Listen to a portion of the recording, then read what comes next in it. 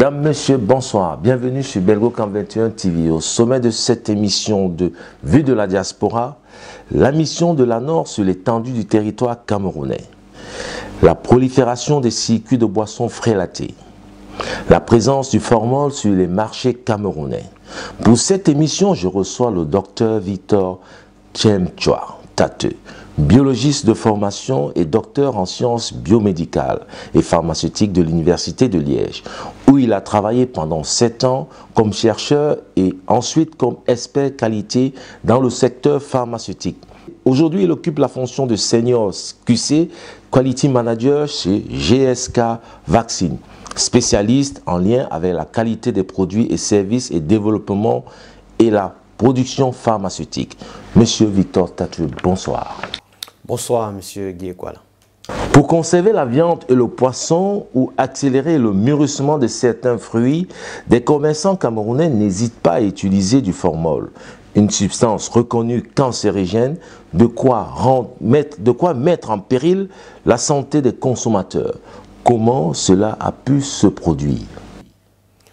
Monsieur Guy-Ekwala, je pense que c'est la résultante de la cupidité des commerçants, de la cupidité de certains industriels.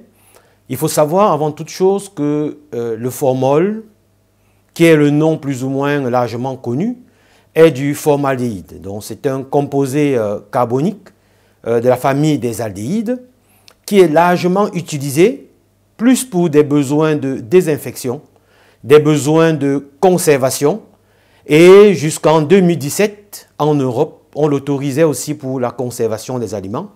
Donc, de nos jours, il est formellement interdit de par sa toxicité, mais la cupidité, l'appât du gain, ce désir de toujours gagner beaucoup plus d'argent, amène les commerçants véreux à mettre du formol sur des produits pour conserver le produit, prolonger sa durée de vie et justement pouvoir le vendre sur une plus longue durée. Quelle est la dangerosité du formol lorsqu'il est détourné de son usage normal? Il faut savoir que le formol est un produit dangereux. C'est un produit toxique. De nombreuses études ont montré que le formol il est cancérigène. Il induit de nombreux cancers. Il est surtout à l'origine des nombreuses mutations génétiques, notamment sur des cellules germinales. De façon plus simple, la consommation même de très faibles quantités de formol peut avoir un impact sur la fertilité. On peut avoir une altération de la fertilité chez les hommes, chez les femmes. Je tiens ici à préciser que l'intoxication au formol peut aussi se faire par inadvertance. Il faut savoir que le formol ou le formaldéhyde, qui est le nom scientifique, est un produit ubiquitaire. C'est un produit que l'on retrouve partout. C'est un produit qui découle de la combustion incomplète des composés organiques. C'est la raison pour laquelle on demande régulièrement en hiver d'aérer nos maisons. Parce que la combustion du gaz génère de faibles quantités de formaldéhyde. La combustion d'essence dans nos véhicules génère de faibles quantités de formaldéhyde. Déjà même que l'organisme humain, après avoir consommé un repas, pendant le processus de métabolisme, génère de très faibles quantités de formaldéhyde. Donc ici, il faut savoir que c'est un produit que l'on retrouve partout. L'on doit simplement prendre des dispositions pour éviter son ingestion, même accidentelle. Donc ici, la présence sur les produits induit forcément par un faible niveau d'hygiène une consommation qui peut avoir des conséquences graves et aboutir à la mort. Il faut savoir qu'en termes de prise, une faible consommation de 10 millilitres de ce produit peut avoir des conséquences létales. Pour donner un peu la référence, 10 millilitres de produit, c'est le 1/5 d'une consommation de whisky dans un snack. Donc vous imaginez bien la faiblesse de la quantité qu'il faut consommer pour éventuellement laisser la vie. En 2019, les services de douane camerounais ont saisi près de 365 bouteilles de whisky, de champagne, de bière, estampillées conformes à la norme de qualité, mais qui se sont avérées pourtant frélatées. Quelles sont les substances qui démontrent que ce sont des produits et des boissons frélatées? On parle de produits frélatés, surtout pour des boissons alcooliques, quand les boissons contiennent du méthanol, en plus de l'éthanol. Il faut savoir que quand on fait un processus de fermentation classique, on obtient de l'éthanol, qui est l'alcool que nous consommons, et du méthanol. Il est donc demandé de faire une étape supplémentaire de distillation qui permettrait justement d'éliminer à 65 degrés le méthanol. Malheureusement, dans des distilleries clandestines, on se limite à faire de la fermentation et à commercialiser le produit tel quel, ce qui amène donc le consommateur à consommer, en plus de l'éthanol, du méthanol qui est très dangereux. Au Cameroun, les distilleries d'alcool clandestines prolifèrent. Dans plusieurs localités, malgré les efforts des autorités, les circuits de boissons frélatées demeurent opérationnels. Que faut-il faire? Je pense que la distillerie artisanale doit continuer à exister. Il est quasi impossible de se dire qu'on va l'éradiquer. Tenter l'éradication amènerait à pousser ces distilleries artisanales à la clandestinité.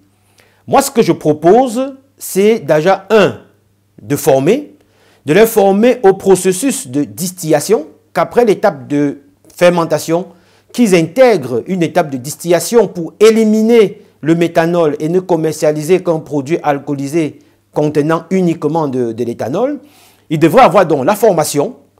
Après la formation, ils devraient maintenant avoir des contrôles réguliers et des contrôles inopinés, sans au préalable prévenir les potentiels commerçants de ces produits-là.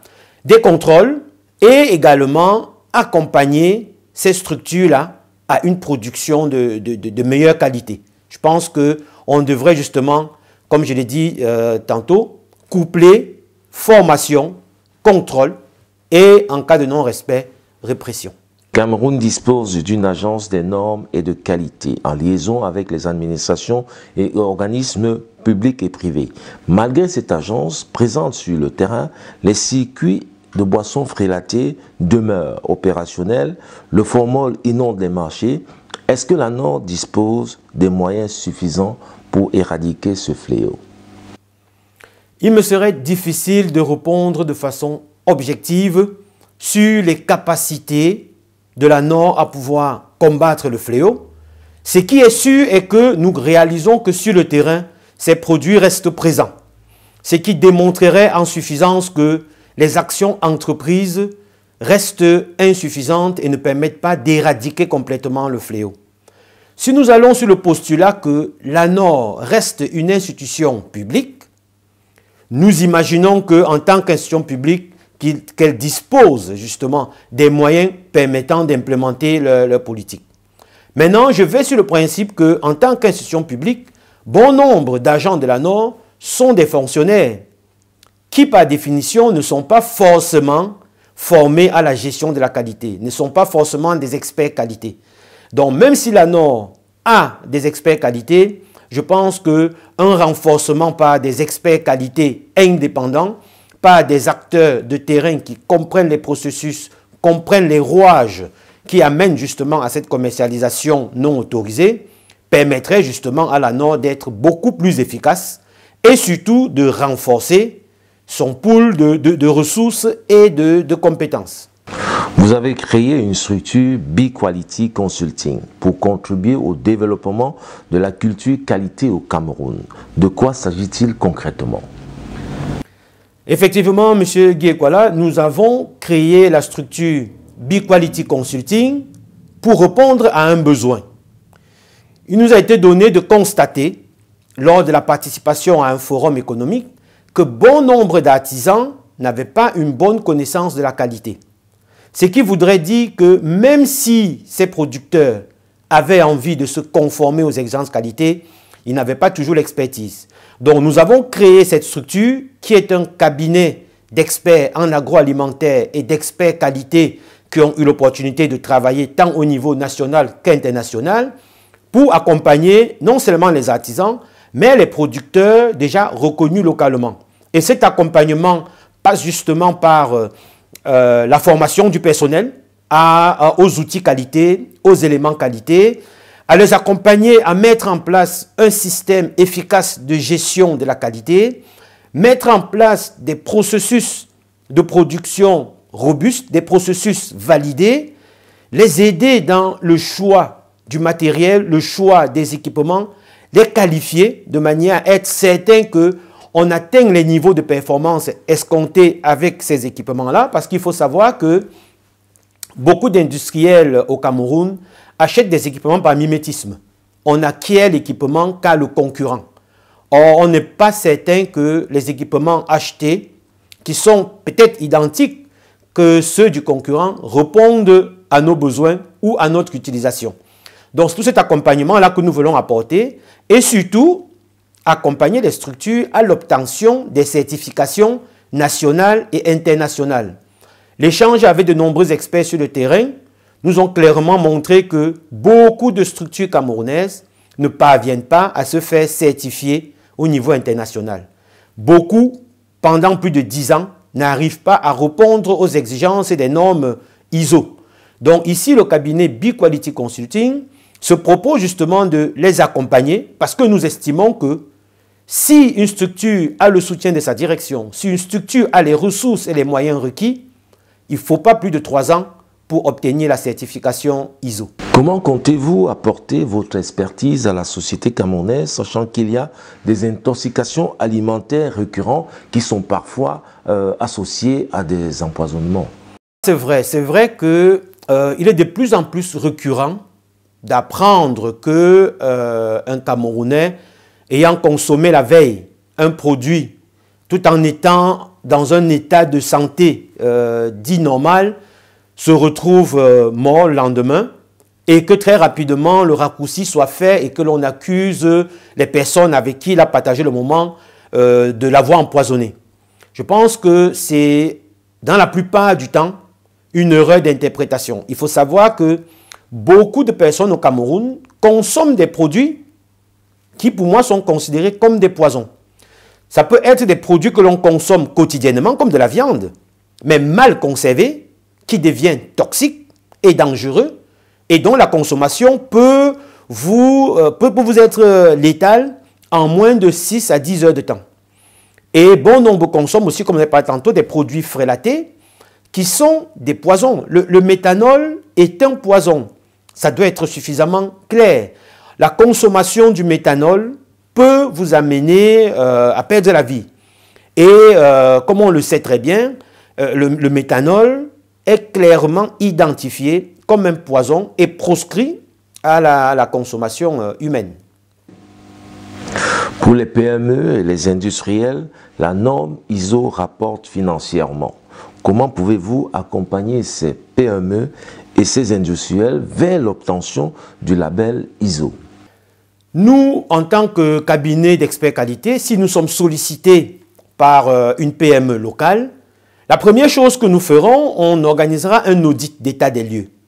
Cela consistera justement à évaluer le niveau d'avancement de l'implémentation de la démarche qualité au sein de la structure.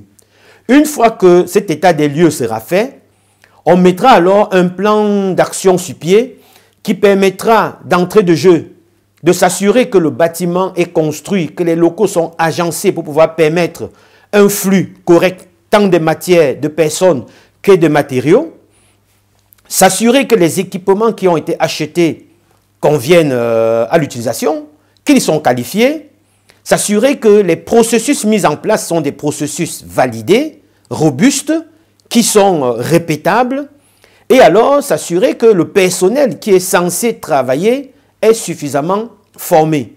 Une fois cela vérifié, mis en place, mettre en place un système de gestion documentaire, parce que la base de la qualité, c'est la documentation, c'est la répétabilité, la capacité à pouvoir refaire à l'identique, la capacité à pouvoir le refaire quelle que soit la personne qui le fait, et cela passe par une bonne documentation, et c'est quelque chose que pour laquelle nous sommes disponibles, nous sommes disposés à accompagner les structures. Et une fois que tout cela sera mis en place, c'est de les accompagner lors d'un audit de certification par l'agence internationale qu'ils auront choisi. Au niveau national, est-ce que vous avez pris, pour finir, est-ce que vous avez pris des contacts avec l'ANOR? Il est incontournable, l'ANOR au Cameroun est l'agence en charge de la normalisation. Il est impensable d'officier au Cameroun comme cabinet d'expertise qualité sans collaborer avec l'ANOR. À l'heure où je vous parle, nous avons justement introduit auprès de l'ANOR une demande d'accréditation comme partenaire pour accompagner l'ANOR non seulement dans la réalisation des audits des entreprises qui sont certifiées par l'ANOR, mais également pour donner des formations aux différentes sociétés qui sont dans le besoin. Parce que le tout n'est pas de vouloir être certifié, le tout est de savoir comment est-ce qu'on met en place un système efficace pour pouvoir gérer sa qualité et surtout comment on le maintient. Parce que, in fine, il faut non seulement répondre à l'exigence régulatoire, à l'exigence légale, mais il faut satisfaire le client. Et quand on y arrive, il faut le maintenir. Donc, en somme, il faut avoir en place un système qualité efficace qui permet justement de garantir la qualité soit de son produit ou soit de son service. Donc, pour revenir à ta question, M. Guy-Ekwala, nous, aujourd'hui, nous avons introduit auprès de l'ANOR une demande d'accréditation et nous espérons pouvoir être partenaires de l'ANOR dans ce processus d'amélioration de la qualité de nos produits et services au niveau du Cameroun. Docteur Victor Tchemtchoua Tate, je vous remercie pour cette émission. Merci M. Guy-Ekwala pour l'opportunité que vous m'avez offerte de pouvoir parler de la qualité et surtout de la vulgariser auprès de la communauté camerounaise et africaine. Merci. Merci de nous avoir suivis. Je vous donne rendez-vous pour le prochain numéro.